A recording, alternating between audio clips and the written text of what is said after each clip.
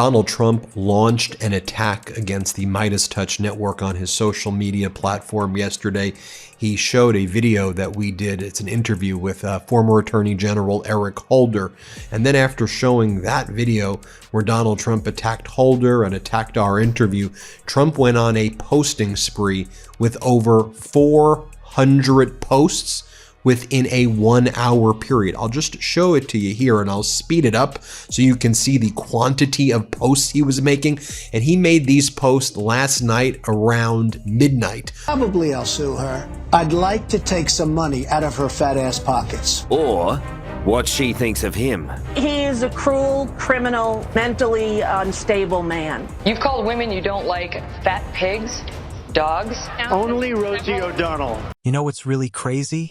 We're sitting here in 2025 and Donald Trump is still raving about Rosie O'Donnell. I'm talking about a feud that started back in December 2006. That's almost 20 years ago. Here's the problem, though. Nobody truly remembers how this whole incident began or how utterly insane Trump's reaction was when Rosie confronted him on national television. So, let me take you back to December 20th, 2006. Rosie O'Donnell is sitting at that famous table on The View and they're discussing the big topic of the moment. Miss USA Tara Conner had been caught partying. 400 posts within an hour, post after post, and some of the most deranged posts you could ever imagine, even by Trump standards. So here was Trump's attack on the Midas Touch network for our interview with former Attorney General Eric Holder. You see right here, you see the Midas Touch logo from his post, and Trump goes, Obama sycophant, the former Attorney General who did so much to hurt our country and who weaponized against the Republicans and me, known as Fast and Furious, just gave a speech where he emphatically stated above all else, the Democrats will pack the Supreme Court of the United States if they get any chance. The word is he wants 21 radical left activist judges. Not being satisfied, he then goes on to say that the American people don't want gridlock, terminate the filibuster, and have the most successful 4 years in the history of our country. And again, he shows the interview that I did with former Attorney General Holder. I want to show you now what Trump was posting in those 400 post after post after post after launching that attack on us for our interview with former Attorney General Eric Holder. Just a reminder, make sure you subscribe to our YouTube channel right now. We've got Trump attacking us. We got Fox attacking us. We're leading all independent media right now. We're about to hit 6 million subscribers. You may think you're subscribed, but you may not have actually hit the subscribe button. So please hit the subscribe button right now. So, do you hate anyone more than you hate Donald Trump? No. Why do you hate him so much? Well, he's a liar and a fraud and a fake. And if you grew up in New York, you knew that. You know, he never could get on the Forbes richest men in the world list because they couldn't quantify his income because he's such a liar. Drinking underage, the whole 9 yards. And Donald Trump, who owned the Miss USA pageant at the time, had this massive press conference to say he was giving her a second shot. He was positioning himself as this moral authority figure, right? The gentleman who's going to forgive this young woman and guide her back to the correct road. On live television, Rosie completely demolished him at that point. She begins to make fun of his voice, twists her hair to one side to mimic his notorious comb-over, and then drops the revelation that would plague Trump for the next 20 years. She gazes directly at the camera and adds, left the first wife, had an affair. Left the second wife, had an affair. Had kids both times, yet he's the moral compass for 20-year-olds in America. However, she didn't end there. Here are the types of posts that Donald Trump is making. In those 400 posts, he posts this. Wild. Michelle Obama may have used Biden's auto pen in the final days of his disastrous administration to pardon key individuals. So Trump is now spreading a conspiracy that the former First Lady Michelle Obama was actually running the White House. I mean, what in the world is he talking about? Then Trump posts the following. John Brennan was never for the American people, especially with his communist background and traitorous actions, from being labeled an assassination czar for Obama's secret drone strike program to running a weekly Tuesday morning kill list with Obama and openly claiming to be Muslim. John Brennan is not someone you can trust, leading torture programs. He lied about the amount of civilians that were being targeted and killed under Obama. You see what Trump's doing here? He knows that he and Pete Hegseth have been caught committing horrific war crimes. By the way, their whole operation off the coast of Venezuela are war crimes, and now they've been caught with the double tap or double strike war crimes. And then Mark Burnett gives him this whole entire show and sold it as truth when it was fiction. And America believed it. Donald Trump famously has lots of nicknames for people. I mean, he calls, Kim Jong-un the Rocket Man, for example. He fancies himself as a chance for the Nobel Peace Prize. Which is delusional and probably frontal temporal lobe dementia. What nickname would you give him? Delusional Don. I thought it might be something more imaginative than that. Oh, I'm sorry.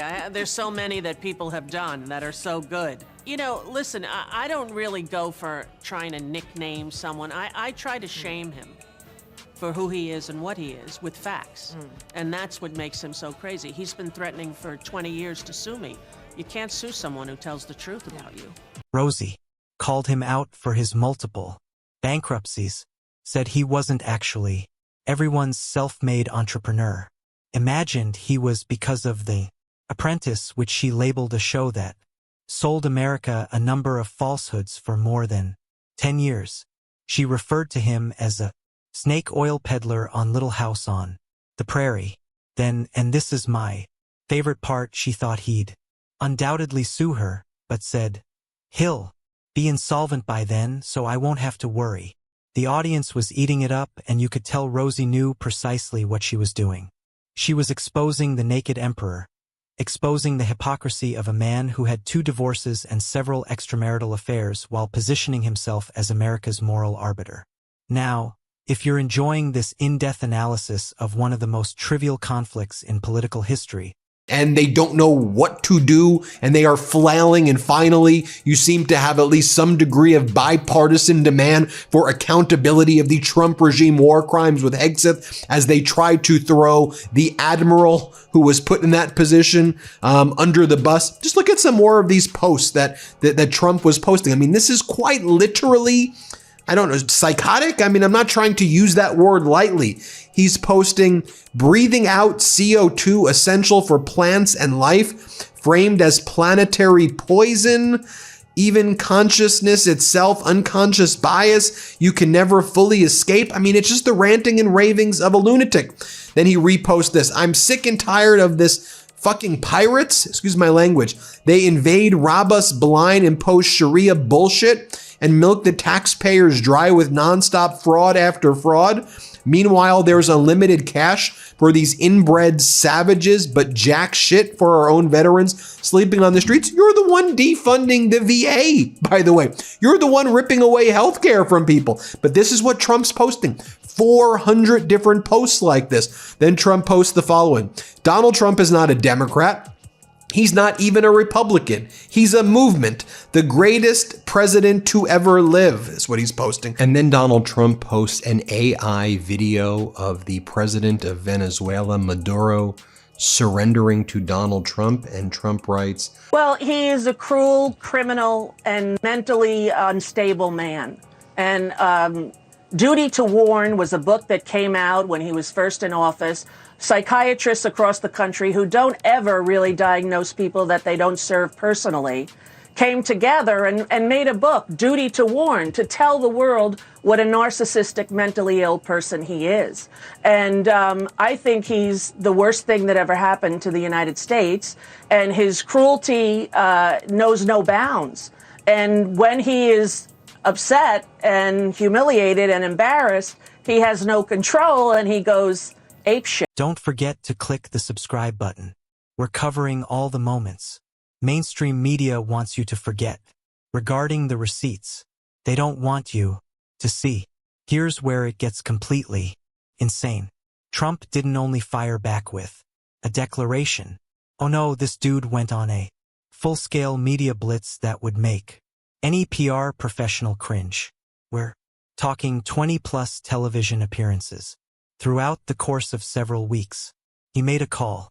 Enter Larry King on his private jet. And Yes, he made sure everyone knew he was on his private aircraft and began taking off. Every slur you could possibly conceive. He called Rosie disgusting. And I'm not exaggerating. He used the word multiple times across different shows. Regarding Access Hollywood, he said Rosie is somebody out of control who simply just doesn't have it. But then it became darker. I'll send one of my friends to pick up her girlfriend, and I think it would be very easy, he said on tape, thus threatening her. Let that settle in for a second. On national television, an adult guy threatened to have his critic's partner stolen. That actually happened on Larry King. He inquired, "How would you like to kiss that goodnight?" Talking about Rosie. On Anderson Cooper's show, he went on this big diatribe saying, "Anybody that has to kiss Rosie, I feel very sorry for."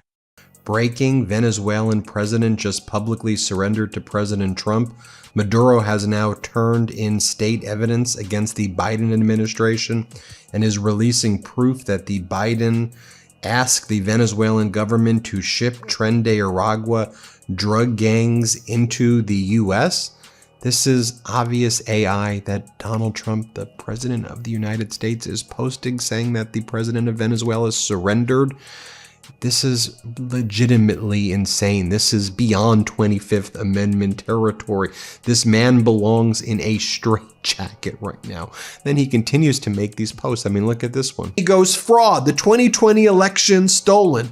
Then he goes on to say there are many ways to rig elections that are being exploited with operations in places including Canada, Brazil, Australia, South Korea, and the Congo, he says. Then it posts like this: John Brennan, enemy of the people, with photos of Brennan and former President Obama. Now, what's going on here? Why is Donald Trump panicking and freaking out like this? Well, his regime is collapsing right now. Donald Trump's cognitive and physical deterioration has been exposed, and finally corporate news is following the lead of the Midas Touch Network, and they're asking the tough questions, and they deserve credit for asking some of the tough questions as well. Trump's going after you, and I'm thinking, what the hell is going on? I mean, I wake up and there are these tweets and stuff. I know. I was woken up too by a friend of mine in LA who follows it closely, and he's like, he did it again. I'm like, wait a minute, it's the middle of the night. What's happening? But, what's wrong with this guy? I gotta say, it's the Epstein files. It's the testifying of the survivors that he tried to cover up with the planes, with a flyover. It's unbelievable how obvious he is about everything that he does. And could you say I'm guilty without saying I'm guilty, more than having a flyover during their press conference, as if he's going to hold the tide?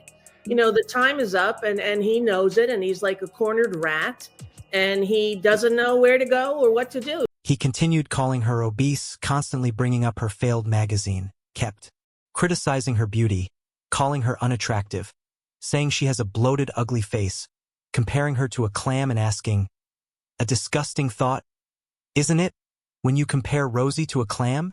And here's the really revealing portion. Trump claimed that Barbara Walters, the legendary creator of The View, had told him she regretted hiring Rosie.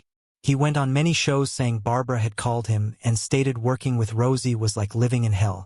Barbara Walters had to come back from vacation and declare in public that neither she nor I have ever regretted hiring Rosie O'Donnell. But Trump wasn't done. In January 2007, he actually drafted a letter to Rosie and sent it to press outlets because, of course, he did. You've got Donald Trump being exposed for engaging in these war crimes with Hegseth. Hat tip Washington Post, they've been doing some great reporting. Hat tip Bloomberg, they've been doing great reporting. Hat tip Wall Street Journal, they've been doing great reporting. And the New York Times has been doing great reporting. Others, of course, the Guardian's been doing great reporting. But let's take a look at what Washington Post reported last night. Hegseth, with White House help, tries to distance himself from boat strike fallout. As Congress vows accountability, the Trump administration emphasized it was a top military commander, not the defense secretary, who directed the engagement. But officials in Congress and the Pentagon said Monday they are increasingly concerned that the Trump administration intends to scapegoat the military officer who directed U.S. forces to kill two survivors of a targeted strike. That individual's name is Admiral Mitch Bradley, who now runs Southcom, Southern Command. You know who ran it before? Alvin Halsey. You know what happened to Halsey? He resigned abruptly in October, likely because he saw these war crimes being committed and wanted nothing to do with it. He's a 4-star Admiral Halsey, who was 1 year into his term running Southcom. Rosie O'Donnell, who's had a very, very long feud with Donald Trump, recently tweeted about how Barron Trump, the 10-year-old son of Donald Trump, might possibly suffer from autism. Now, she did so in a tweet where she wrote, "Barron Trump autistic? If so, what an amazing opportunity to bring attention to the autism epidemic." Now, I should state that she has a 3-year-old who was diagnosed with high-functioning autism. He informed Rosie in the letter that Barbara had lied to. Both of them. Rosie was terrible to work with, he claimed Barbara told him. It was this odd attempt to put a wedge between the two women, and it actually worked for a moment. There was reportedly a disagreement backstage at The View between Rosie and Barbara, where Rosie felt betrayed that Barbara wasn't defending her more publicly. The View itself began to be impacted by the toxic nature of the conflict. Rosie finally quit the program in 2007, but not before she and Elizabeth Hasselbeck had an on-air altercation that turned into legendary television. But here's where Trump truly displayed his obsession. Fast forward to August 2015, almost a decade later, and Trump is now campaigning for president. Fox News host Megyn Kelly questions him about his history of referring to women as fat pigs, dogs, slobs, and repulsive creatures during the first Republican primary debate. And what does Trump do? He interrupts her and adds, "Only Rosie O'Donnell,